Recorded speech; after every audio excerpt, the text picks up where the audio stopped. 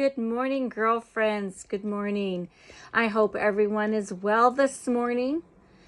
I was saying to a friend who I was talking to a little bit earlier, and we were just saying that today just seems like a different morning. Not sure quite why, but I just feel, and so did they, that there was a shift that's taken place, if you know what I mean, if you maybe you picked that up as well. But anyways, that's not what I wanted to say this morning. It's just kind of a very gray day, and you miss the sunshine because where I am, the snow has been melting. It's been the temperatures are milder, and today is the 20th of March and first day of spring, and we say woohoo to that. It's just exciting when spring is in the air, the fresh air, and things is mild. It's mild out, and you can get outside a little more and feel good about yourself.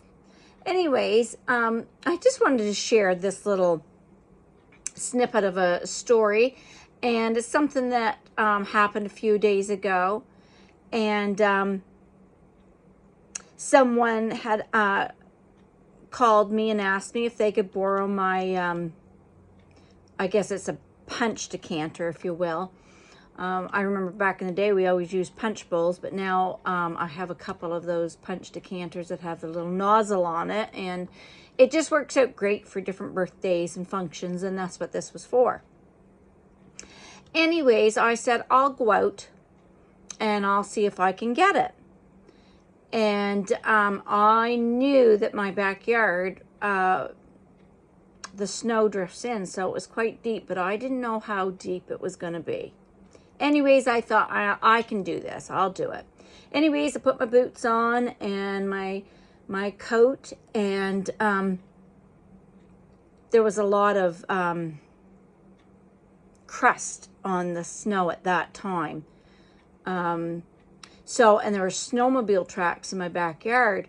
So I thought, oh, well, that's great. I always knew that you can walk across the tracks and they'll hold you up. So I did pretty good for a good part of the jaunt.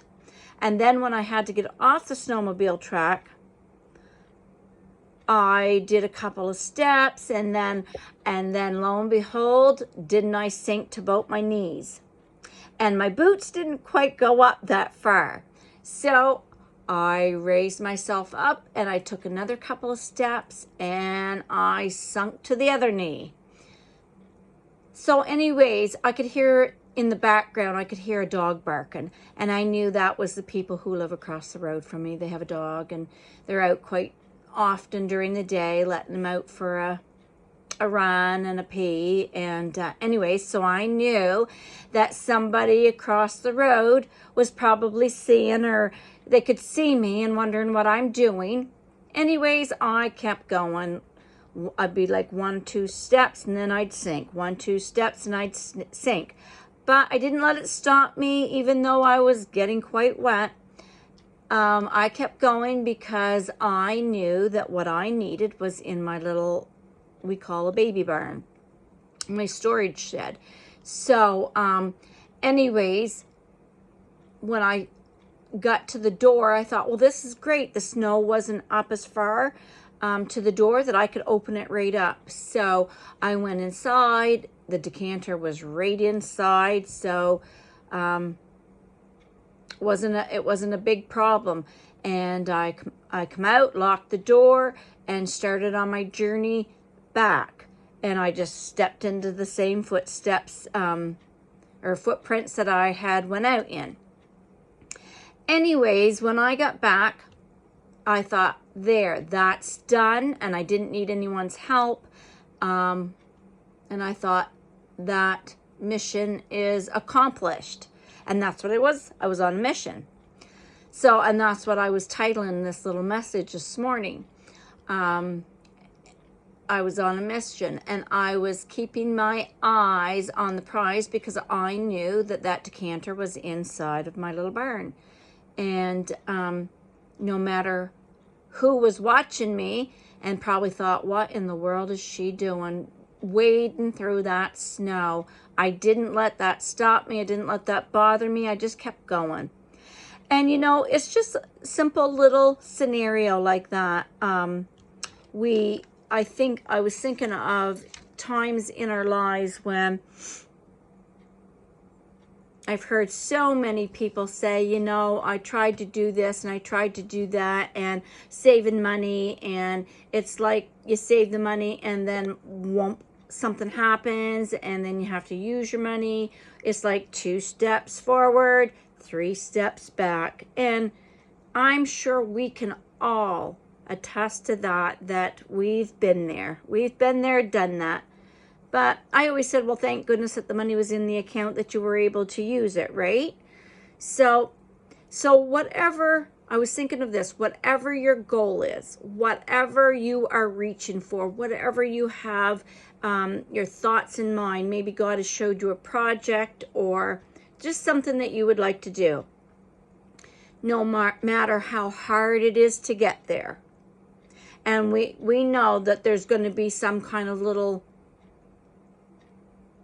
hurdles that we're going to have to cross through life when we're trying to do something, accomplish something, get somewhere, whatever the project is. Sometimes it doesn't always run smoothly. We run into little snags along the way, but the main thing is to get back up and keep going. So no matter how hard it is to get there, no matter who's watching you, and believe me, there's going to be people that are watching you, and not everybody is for you. I've learned that in life too. Not everybody who smiles and says hi is for you. There are some that don't like you just because they don't like you, and there's really no reason.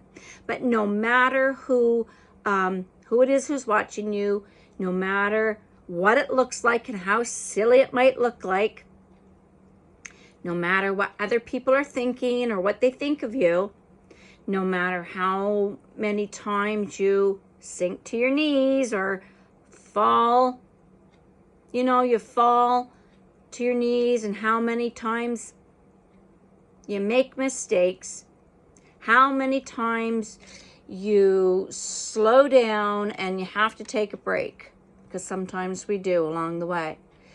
The main thing is keep going, keep pushing through, keep trudging on.